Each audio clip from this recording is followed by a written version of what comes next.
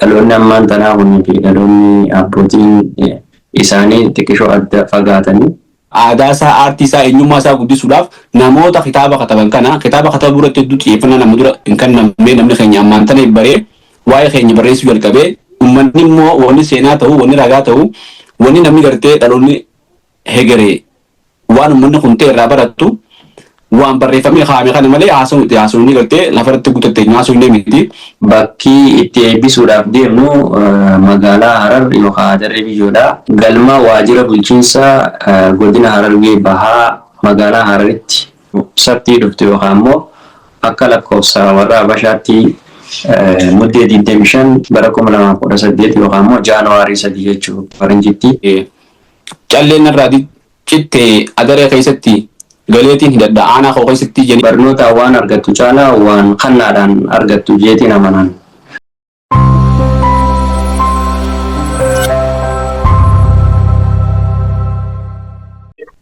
hojjetu daawwattoota keenya kam jirtan nagaa fayyaadhaa kun barkoo miidiyaadhaa barkoo miidiyaa keessanii miidiyaa keessan kana like share subscribe godhuudhaan wal bira hangaa isiniin jenna sagantaa doyaa marii tan jalqabnee itti fufinsaan guyyaa lammaffaatiif har'aa kana nama tokko isin dhiyeessinee jirra. Namni kun dargaggeessaa nama barataadhaasi hojjetaadhaasi dargaggeessi uummata taabee mee dargaggeessa kana wajjin wal bartanii keessummaa keenya kana isiniin dhiyeessa. Keessummaa keenya kana kabajaan nuusi maddaadha. Mee keessummaa keenya hordoftoota keenya wajjin wal bari maqaa keetii fi eenyummaa ta'e hojii ta'e akkaataa dhalootaa fi guddina keetii himii fi hojjettoota keenya wajjin wal bari. Miidiyaa keessan irratti naaf yeroo keessaniif carraa kana naaf kennuudhaaf galatoomaan isiniin jaa. Ani maqaan kiyya Ahmad Mahammad Roobaati. Bakkiin itti dhaladhe godina Harargee dhiyaa aanaa Daaroo Lawuu ganda baadiyyaa Waatara jedhamuttiin dhaladhe. Achirraa immoo xiqqeenyaan deemee lixa Oromiyaa godina Buunoo Beddellee aanaa Cabwaaqaa buufata 5ffaa bakka jedhamuttiin guddadhee sadarkaa 1ffaa fi 2ffaas barnoota kiyya achumatti baradheetiin hanga kutaa 10 hanga 12 immoo iddoo dhaloota deebi'ee magaalaa Machaaraatti 11 fi 12 baradhee achirraa digirii 1ffaa Yuunivarsiitii Haramaayaa Kolleejjii Fayyaa fi Wal'aansaa Hararitti baradhee amma achumaan hojjedhaa akkasumas barsiisaa Yuunivarsiitii Haramaayaa Kolleejjii Fayyaa fi Wal'aansaa Hararii barsiisaa tumaan achumatti ammas digirii hiyya lammaffaa hordofaa jira. Hayyee hedduu galatoomii keessummaan keenya kaarraa akkuma agartan barreessaa kitaabaati barsiisaadha ogeessa fayyaati. Amma Mahammad Roobaati. Amma Mahammad Roobaa dhalatee guddate godina Harargee lixaatti sarara dhageessanii jirtanii.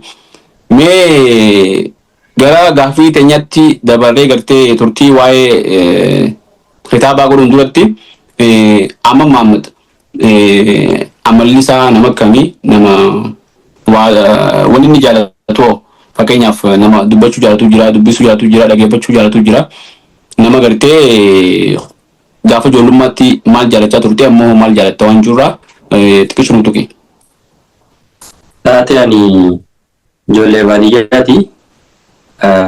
Gaafa ijoollummaadhaa warree horii faayidaa nama guddatee jireenyi baadiyyaa hedduu natti tola ture. Ergan guddadhees barreessuu akkasumas waati dubbisuu waan akka asoosamaa yookaan fikshinii kana fa'aadhaan dubbisuu ni jaaladha.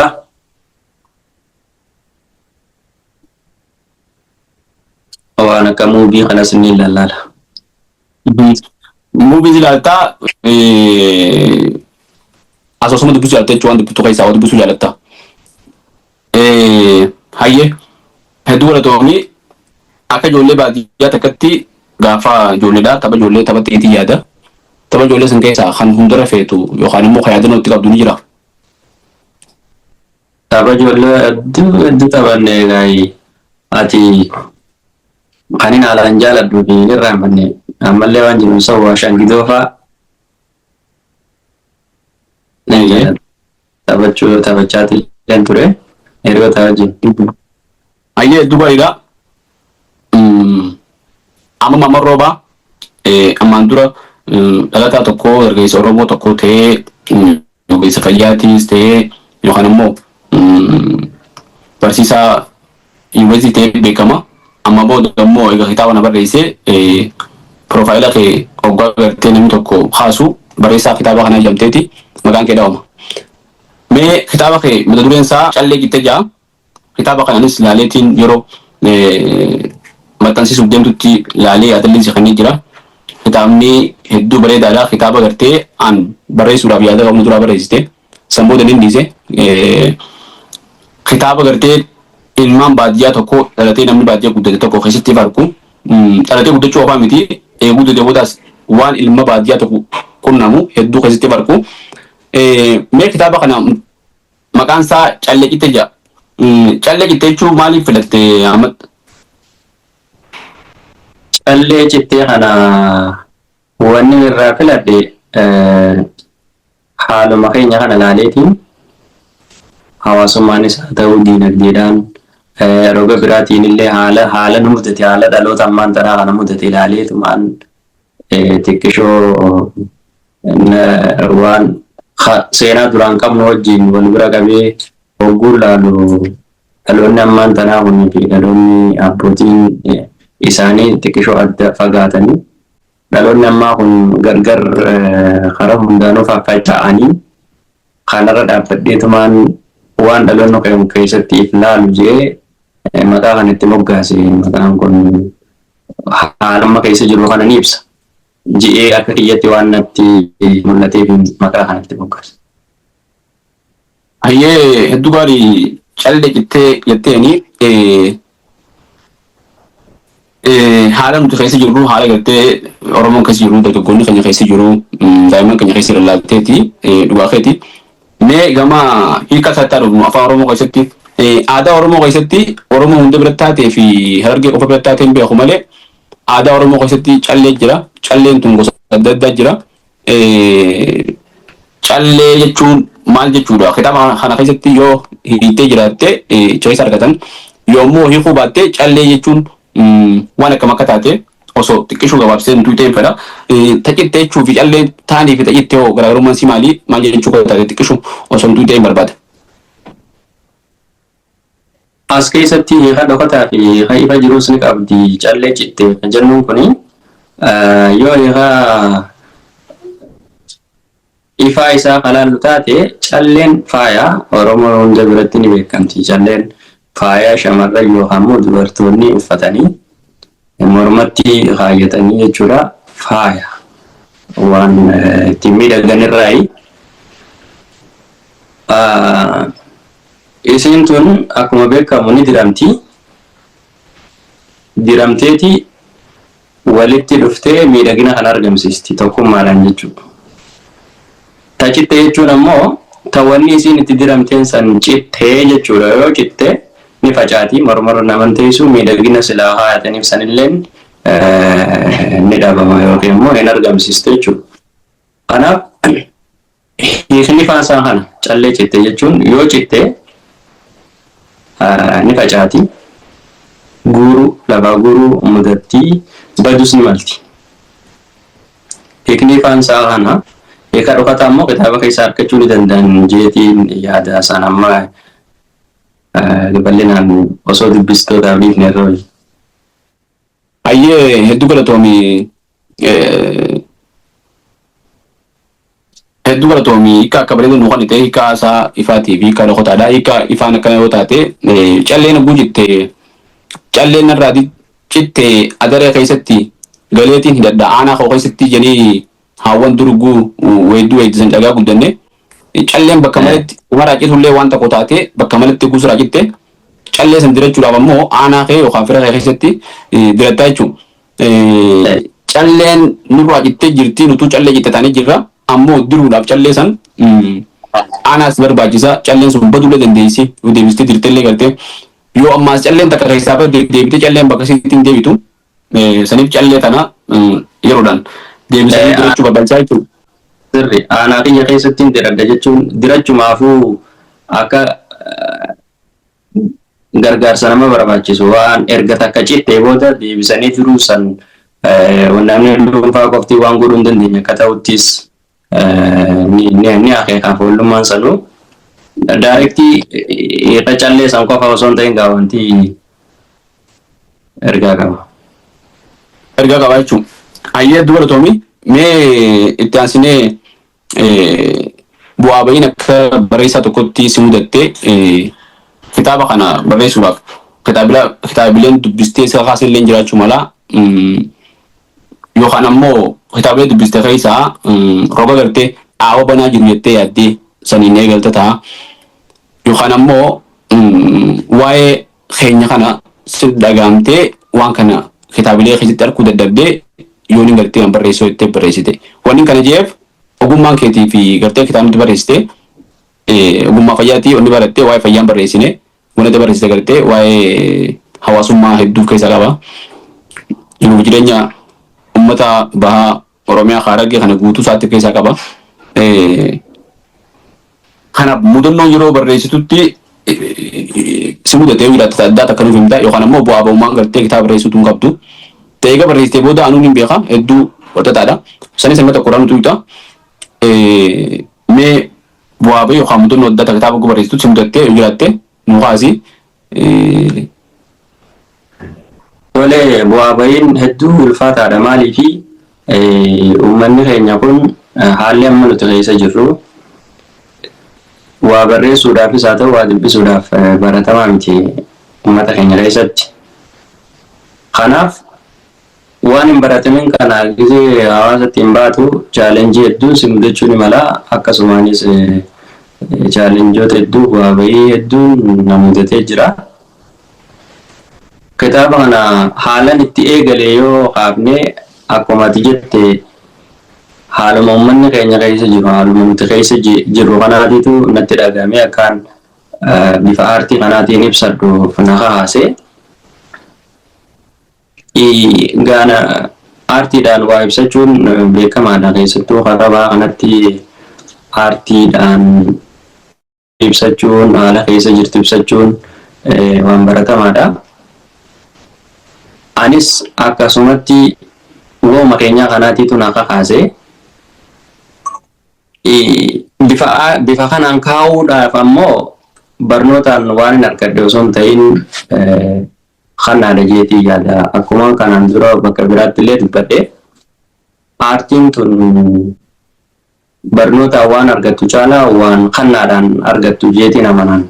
Barreessitootuma hedduu fudhatte amma baay'een isaanii waa'ee aartii osoo hin baratini asiin ba'an warri asoosama barreessu hedduu isaanii ogeeyyiin baruudhaa warri ogummaa barruu qabu kun jechuudha. Namoota gartee gosa barnootaa baruun baratin garuu waan biraa yookaan fayyaa yookaan ammoo seeraa yookaan ammoo waan adda addaa dinagdee barataniiti deebanii ogeessa baruutaan jechuudha baruuta seenanii. Barruudhaa nama aartiidhaa ta'an. Kun maal agarsiisaa hedduminaan barnootarraa osoo hin ta'in baratee namni ogbarruu baratee waa'ee ogbarruudhaa baratee ammoo hin barreessine ni jiran baay'een. Saayinsii san beekuu fi kennaa isii tana qabaachuun garagara jeetii yaada. Fedhinnaanis murtee isaadha. Keessa kiyyaanis waan akkanaa kanneen fedha. If keessatti agarraaniin useetuma barreessuu eegalee waan hin barreesse kana fuudheetiin namoota ogummaa kana qabaniif kanne san booda namni fiidbaakii ogummaa kannu bareedaa ta'uu natti himnaaniin daran jabaadhee irrattis dubbisuu eegalee barreesse kitaaba kanumaan danda'ee san booda nama hedduudhaan na ilaalelleedha warreen kanarratti ogummaa qabanii isaanis akka bareedaa ta'e naa himanii waan fooyya'uu qabus naa himanii san itti gurguuteetumaan kitaaba kana godhee baase. Ergan baase immoo maxxansuu irratti bu'aa bahii hedduutu na mudatee ture maaliifi uummanni keenya gama kana wal deeggaruu irratti akkuma namni akka kiyyaa waa barreessu himatu anis wanni akkanaa qunnamuu hin oolle chaalenjoota hedduun keessummeesse. Haa ta'u malee garuu immoo saniifis abdii hin muranne hanga sababa rabbitti kadhachaatumaan itti deemee amma sadarkaa kanarraan ga'e rabbii kanatti. Dubaridha akka gartee nama baadiyyaa biyya tokkotti barreessaa ta'uu waan jabduudha. Dubbisaa ta'uun kitaaba argachuutti taajamti. Barreessaa ta'uun ammoo sandaran kitaabilee argattee dubbisuutti taajamti.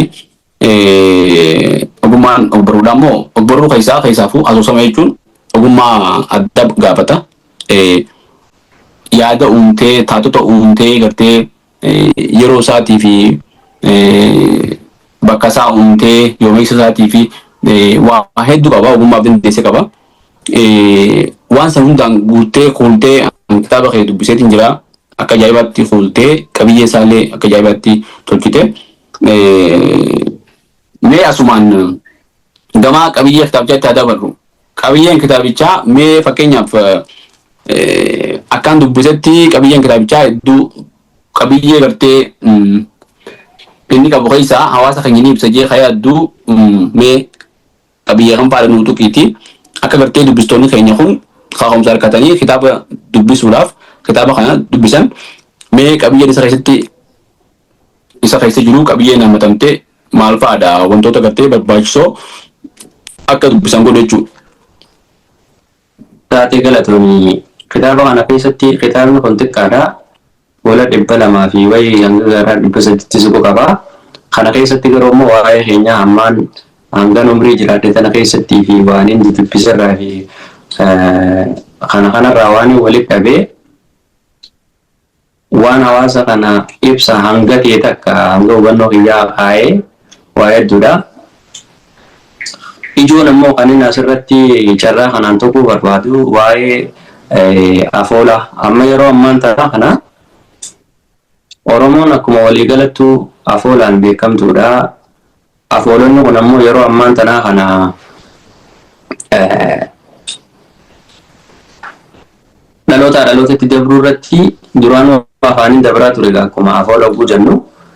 Amma immoo afaaniin aadaa waa walitti dabarsuu santiqaataa dhufe. Dura oggoonii fi ijoolleen nama guddaa fi ijoolleen maatii fi ijoolleen gisee wal bira ta'an galgala afoolaa walitti himaa ilmaan isaaniitti himaa guddisan. Amma wanni akkasiisan hin jiru dhiibbaa teekinooloojiitii wajjin wal qabatee aadaan akkasitti abbaan haatii akkoon akaakoon taa'ee ilmaan isaanii waa'ee afoolaa kanatti himee barsiisuudhaa san boodatti deebaa dhufe. Kanaaf afoolli qabeenya guddaa bakka kana dhabaa jirraa waan jedhuutiitu natti dhagahame. Kanaaf afoolota san hanga jiran namoota jiranirraa hedduullee ta'uu baatu akka mi'eessuuf asoosama keessa godheetiin jira. Kanaafuu qabiyyeen tokko kana jeetiin yaada afoola hedduun tokkoof yaale. Kun ammoo baay'ee irratti hojjechuu barbaachisa. Hungaa osoo hin ta'in xiqqishoo kallattii bakka kan akka namni yaadatu godhuudhaaf waan yaadaniin qaba.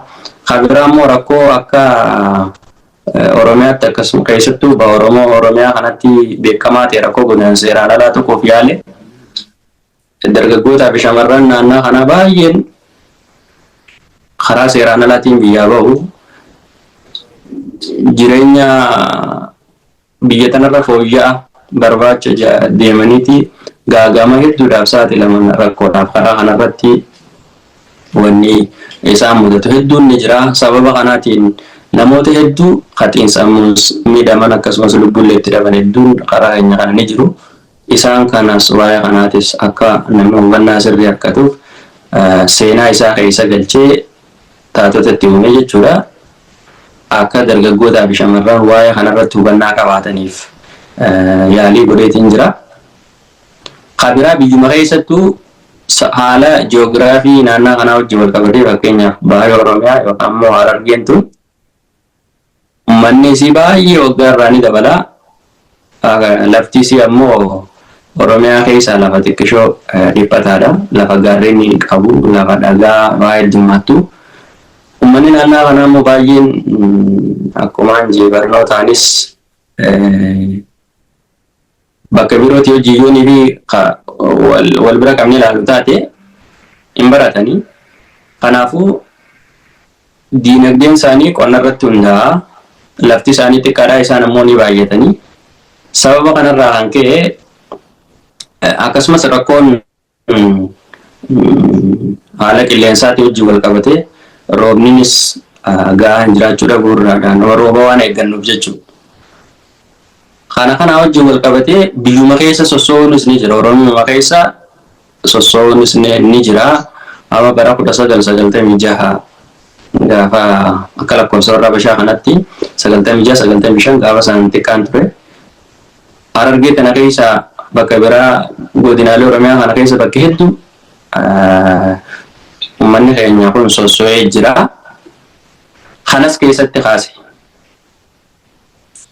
Haala yeroo san ture akka seenaatti rakkinoota gaafas turan akkasumas immoo bu'aa wanni san fidee fi miidhaas waan qabaachuu waan hin oolle waan kanas keessatti tuquuf yaale. Kanaafuu sossoo'insa karaa biyya alaa deemuu qofa osoo hin ta'in biyyuma keessattuu amma takka sosochiin akka jiru karaa kana waan kanas tuquuf yaaleetiin jira. Kun kitaaba kana keessaa waan ijoollee jeetiin dura Tommy qabiyyeen kitaabichaa akkaan barbaachisaa akka taate waa'ee eenyummaatiin waa'ee qabsoo wareegama qabsoo irratti kafalee uummanni kun dargaggootaa fi shamarran maal keessa akka dabran karaa biyya arabaa guuteemanitti maal akka isaan qunnamu waa'ee dura kana gaa dubbiftoota maaf akka dubbisan gatee harkaan gaatanii dhiifnaa fi gama dhumaa irratti horfii eebbaatiif ammaan tana gartee Yorbiin jedhee kitaaba kana eebbisuudhaa fi sochii godhaa turte. Eegama taasistee kitaaba kana hangam takkamee osoo eebbaatti dabare duratti gabaabsite quba waan hin qabuu fi hordoftoonni keenya kadhaganiif kitaabni tokko maxxanfamee eebbifamuudhaaf gartee humna dhabdee hangam akka turte akka dhaganii fi eegama taasistee takka. Egaan maxxansee amma bara 2024 kan maxxansee san durallee lama turee jira. Waggaa lama jechuudha almost amma waggaa lama keessa jirra. Erga maxxansee. Ayyee hedduu gaariidha. Finfinneetti illee eebbisuudhaaf yaallee turree yeroo hedduu sochii goone walumaan sochii goone milkaa'uu hin dandeenye. Hungaa namni keenya aadaa fi eenyummaa isaa ogbarruu isaatiif bakka dhabuu ta'uu yookaan immoo wal quba qabaachuu dhabuu ta'uu hin beekne waan biraatiif gartee gurra nama kananii waan akka tanaaf gurra kan ta'uu mala mijaa'uu hin dandeenye. Saniif gartee akka dhuunfaatti dhiifamaa si gaafadha yeroo sanitti waan danda'u godhuudhaaf tattaafadheetiin ture garuu immoo jidduumatti haalli biraanis na qunnamee itti fufuu hin dandeenye. Garuu ammaan tana gartee guyyaan isaa qabamee baallamni isaa qabamee ifamuudhaaf deemuutti hedduun gammadaadha. Mee qorfii amma godhamaa jirtu maal fakkaatti guyyaan eebbaa yoomii eessatti keessumoonni argaman faanoo eenyu faadha? Taatee qorfii itti jirra akkuma xiyyattee bakki itti eebbisuudhaaf deemnu magaalaa Harar yookaan Hadaree biyyoodha.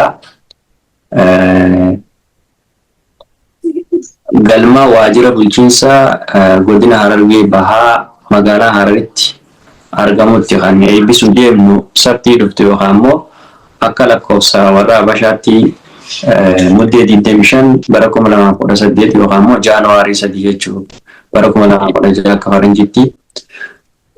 Gaafa kana eebbisuudhaaf qophiirra jirra ammayyi.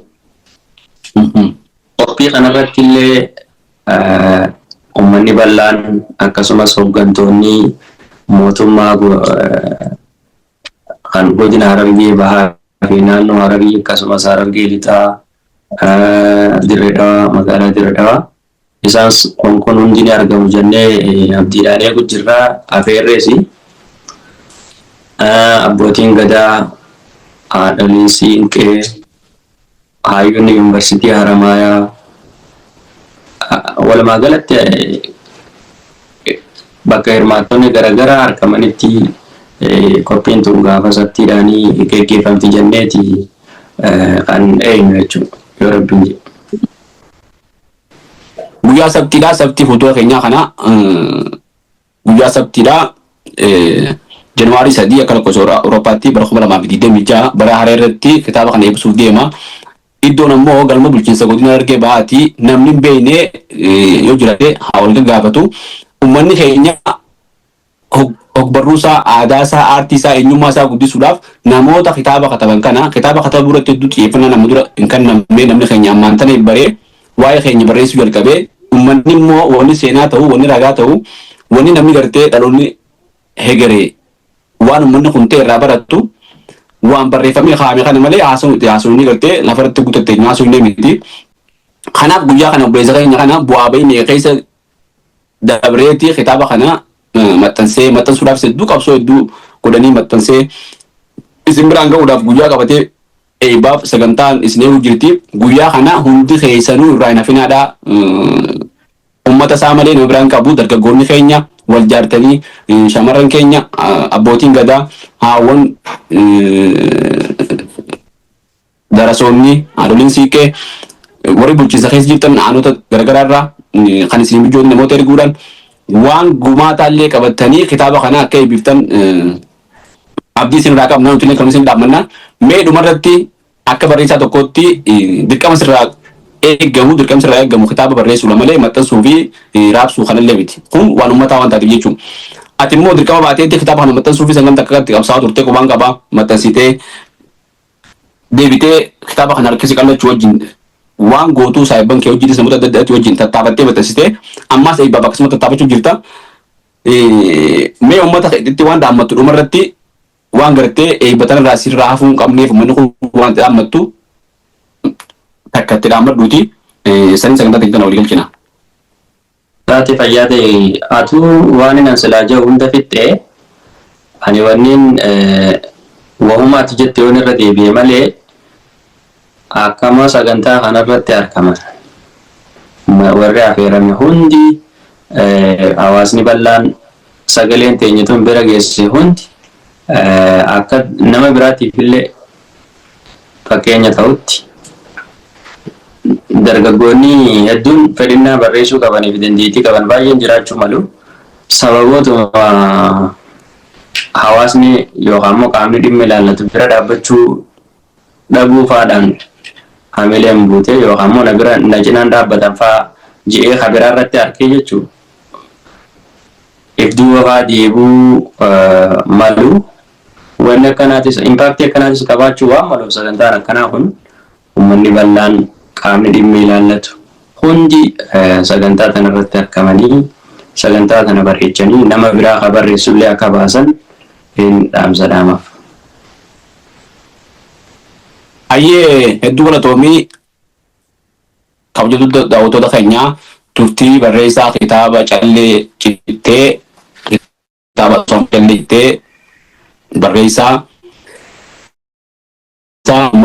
rooba waliin taasifnee asirra goolabnee jirra. Guutuu keessatti sagantaa eebbisaa sinirraa nafinaa jennee tulleen gama keenyaan hordoftoota koo miidiyaatiif uummata keenya hundaafuu dhaamsi dabarsina.